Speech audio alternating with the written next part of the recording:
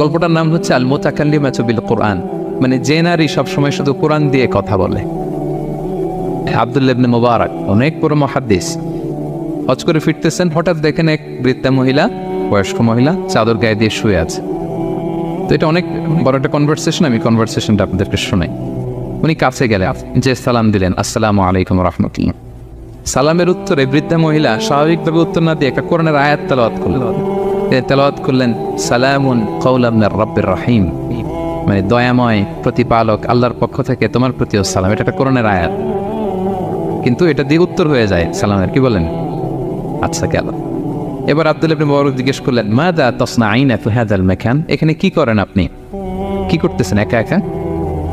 এই প্রশ্নের উত্তরও ভদ্রমহিলা একটা কোরআনের আয়াত তেলাওয়াত করে দিলেন। উনি তেলাওয়াত করলেন, ওয়ামাই ইউদ্লিল ফালা হাদিয়া লাহ, মানে আল্লাহ যার পথ ভুলায় দেয় তার পথ দেখানোর কেউ নাই। মানে বুঝাইতে চাইলেন আমি পথ হারাই ফেলছি। কি বুঝাইতে চাইলেন? পথ হারাই ফেলছে, মানে উনি এমনভাবে কোরআনের আয়াত চুজ করে যাতে উত্তর হয়ে যায়। তো এবার উনি জিজ্ঞেস করলেন, আইনা তুরিদিন, তো পথ হারাই ফেলছেন তো বুঝলাম, আয়াত থেকে এটা বোঝা যায়, তো আপনি কোথায় যাচ্ছেন, ডেস্টিনেশন কোথায়? উনি আবার একটা আয়াত তেলাওয়াত করলেন, সুবহানাল্লাযী আসরা বিআবদিহি লাইলাম মিনাল মাসজিদিল হারামি ইলাল মাসজিদিল আকসা।